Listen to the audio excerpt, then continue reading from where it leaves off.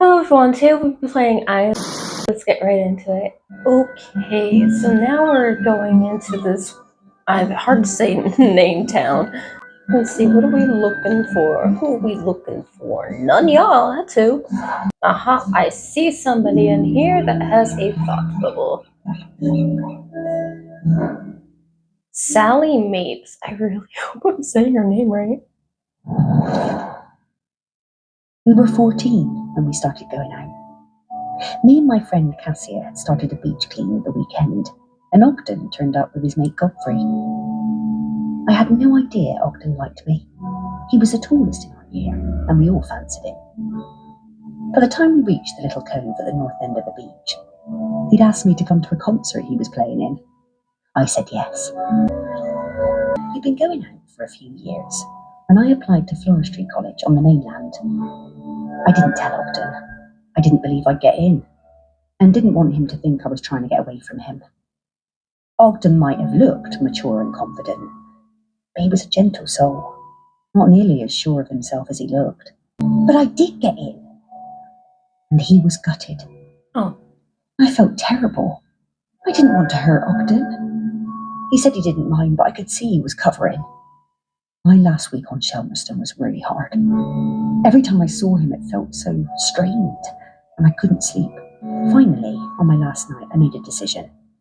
I would take an apprenticeship at the garden centre on the island instead, so we could stay together. It felt like the right thing to do. I would tell Ogden in the morning. Oh. But when I opened the door the next day, I found Ogden's sousaphone left on the doorstep. I was terrified. What did it mean? What had he done? I ran down to his house, my heart in my mouth. His mum, she never did like me, was a little bit smug. She told me Ogden had sailed off to New Zealand. What? He was headed to Christchurch, she said, and didn't know when he was coming back. Then she shut the door. I was more than a bit tearful, but, looking back, I think we both needed to have a bit of an adventure. Oh. I spent a lot of time with Sally during this period. We used to meet up quite often when she returned from Floristry College, and I was working at the museum. For a while, I thought maybe we would get together. She always seemed a bit out of reach, sort of distracted. But makes sense now. Mm-hmm. And does that mean that she never saw him again?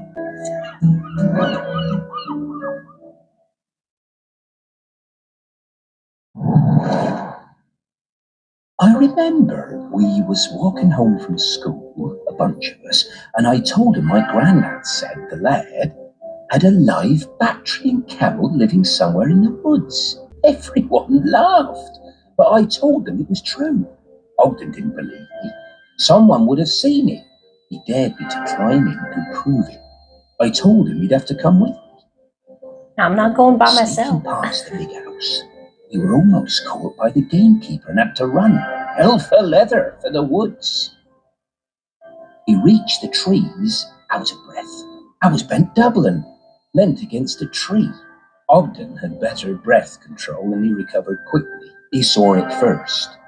The clouds parted, the moon shone down, and Ogden gasped. And then I did too. Was it? It was. It was a camel. The next day, we were kicking Let me pet ourselves. We had no proof. No one was going to believe us. But we knew what we saw.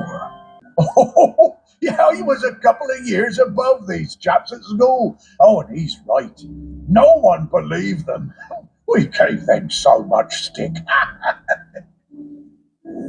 Aha, there's somebody. You. This person here.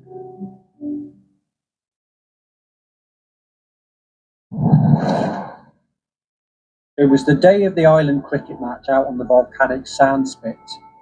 We had lost to Appledore for the past 3 years, and it was my first year as captain. I didn't want another loss on my watch.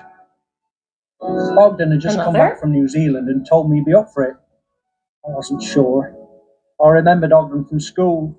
He was lanky and good in the field, but batting, not sure. Ogden showed up with his own bat. He told me he'd won it in a pub in Dunedin and that it had belonged to a famous New Zealand player. I wondered whether I should put him into bat at all, but Ogden whispered to me that he'd been playing on deck all the way home. I knew Ogden wasn't a bluffer, but he was never the guy who got picked for the first team at school. Still, I had nothing to lose. Got nothing Ogden to hit lose, a everything's six with his game. first stroke. He went wild. And just when I thought it must be a fluke, he hit another and another. He was a machine. Legend. Ogden hit so many cricket balls out into the sea that we had to stop play. We'd run out. It was a stunning win, and we carried Ogden back across the sand and into the Camel. Even though he'd won the match pretty much single-handedly, he insisted it was all down to the bat and plenty of practice. Ogden was solid gold. How's that? What a great day that was. And we've beaten Appledore every year since.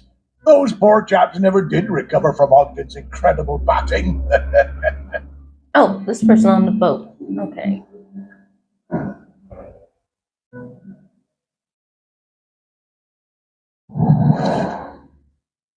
I remember when a young Ogden asked to join the Shelmerston Silver Band. I recognised his talent immediately. He could play anything, that lad. Literally anything. Eventually he settled on the sousaphone, which he always insisted on playing with his lucky bronze mouthpiece.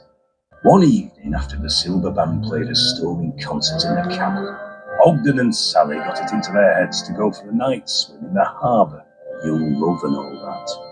Ogden left his mouthpiece behind, and when we came back the next morning to pack up, it had disappeared. It really rattled him. Ogden was worried he wouldn't be able to perform without it. Oh. But of course, next time we played, he was just as good as ever. Didn't need any lucky mouthpiece, our Ogden.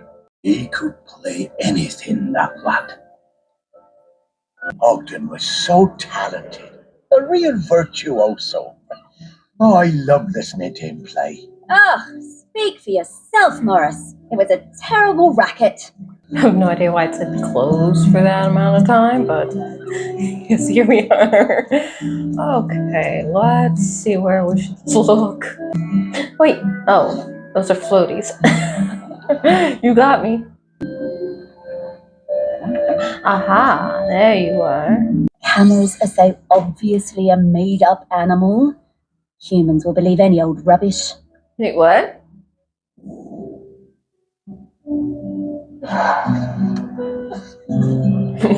What? Uh-huh. Is it on you? Is it on you, Sally? Empty your pockets.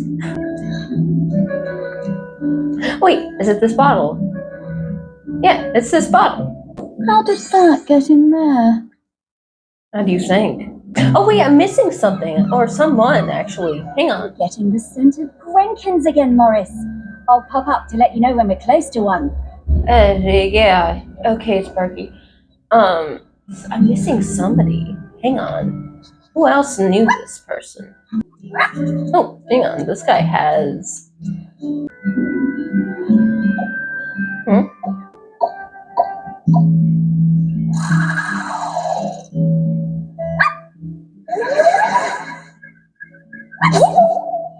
$14! God, do you mind?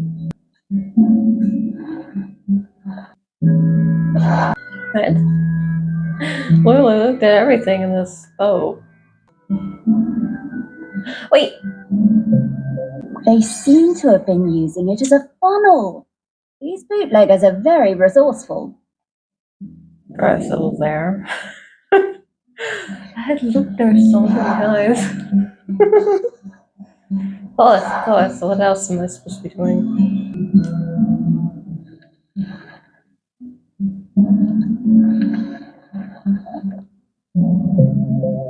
Hey, Morris, remember when we found one of these heavy balls on the beach and I dropped it on your toe?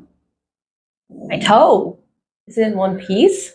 Okay, let's find the last person that I need here. Who am I missing? Aha! This person here. Sally again. I missed Ogden so much, and for the first month there was no letter at all. I took my place at college on the mainland without knowing how he was feeling. It was a shock how low it made me, even though I was working with flowers, my dream job. I threw myself into making friends and working as hard as I could. I wondered about him travelling the world, without me and without his sousaphone. What he was doing, how he was feeling. Then the letters started arriving, and it was amazing. Each one came with a penny from a different country. One from Valparaiso, another from Dakar. I wrote back and told Ogden about my course, trips to Kew Gardens, which were amazing. Then Ogden told me about his voyage, watching dolphins and flying fish, crossing the equator. Sometimes we were both lonely. We poured out our hearts to each other. In a funny way, I think the letters made us closer than ever. When he arrived in Christchurch, he'd send me flowers pressed in his letters. I sent him a shell from home, and then he sent me a New Zealand halfpenny.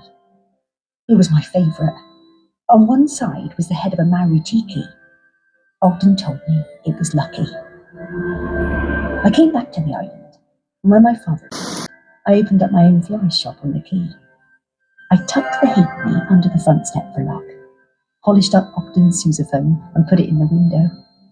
They both brought me luck, and the shop flourished. One day, Ogden showed up at the shop, completely out of the blue. He told me there was nowhere like Shelmerston, and no one like me. I was so thrilled to see him, I asked him to marry me there and then. He said yes. Oh, The lure of Shelmerston. It always pulls people back when they try to move away. They were a lovely couple, Sally and Ogden.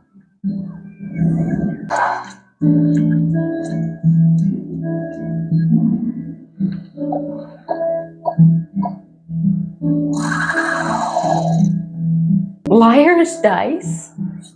What? Who's a liar? What earth am I looking for? Oh, it's not even there.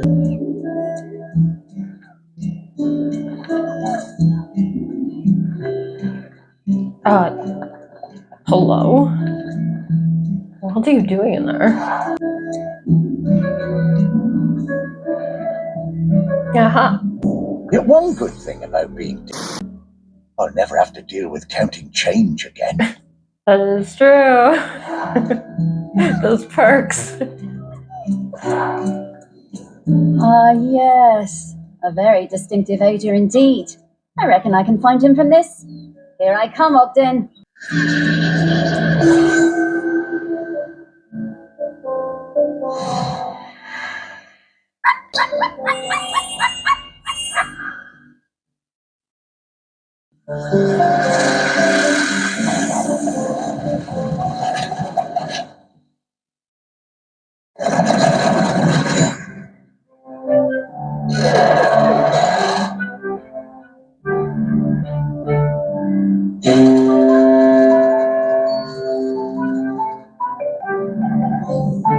Oh, this feels so good. Terrific to see you, Morris. Oh, it's great to see you too, mate. Have a stretch, Ogden. We have a question for you. Sparky, owner of the very finest singing voice on the island. What can I do for you? Well, it's about the custodian. We need a replacement. Ah, yes. I've heard that volcano rumbling. Poor Aggie must be very tired. Yes, she is. We need a replacement. Oh. Oh, you want me to be the custodian? Well, I'm honored, but I can't. Are you sure? The island is in dire need. I know, and I sympathize, but Sally is the other half of me. I need to watch over her. Everything else may be changing, but she's my constant, and I'm hers. I need to go into the West with her when it's her time. Yes, I understand. You two always did have an enviable connection. We were very lucky to find each other. And I'm still lucky just just to watch over her. Makes this place still feel a bit like home, even as it changes. So I'm going to stay. But listen, once you've found the custodian, come back and enjoy a sniff of that in the camel with me, eh? Sure, Ogden. Well, see you around. Well, after all these years, Ogden still carries that torch for Sally. I wish I'd been so lucky. Things I should have done. You were busy with the museum, Morris. And you did walks, and you did fetch, and belly rubs, and... Yeah, all right, yes. I was very busy. Thank you for reminding me. You did plenty. But now you need to find the next custodian. Hey, how long has Aggie been custodian? Oh, a little while now. You've met her, actually. I have? Well, her body, anyway, in the museum. What? Her body? In the museum? Oh, wait! That's right, Morris. The bog lady. The bog lady of Shelmerston. Well, that's Aggie. Mm-hmm. Well, that's her body, anyway. Her spirit is all around us, of course. But Aggie is Bronze Age. 3,000 years. She's been custodian all that time? Yep. Wow. No wonder she's tired. More tired every minute. We need to get to the next prospect. Greg Litherland, at the campsite. Greg. Okay. The one part of the island I never spent much time at. I never cared for camping. Although we did find a lot of Bronze Age goods down here. Really fascinating bits and bobs. I reckon this was an important place once, and not just to shellers. Oh, there's so many great smells here. Oh, and so many rabbits to chase. Stop it, Sparky, you have a job to do. You know, I suppose I do like it better up here now I don't have to worry about combing all those burrs out of your fur. At least this part of Shelmerston isn't changing too much. Yes. Now let's sniff out Greg. Yeah, I always found Greg a bit difficult. That business with the owl of his. He wasn't a bad guy at heart. Just liked animals a bit more than people, sometimes. Maybe.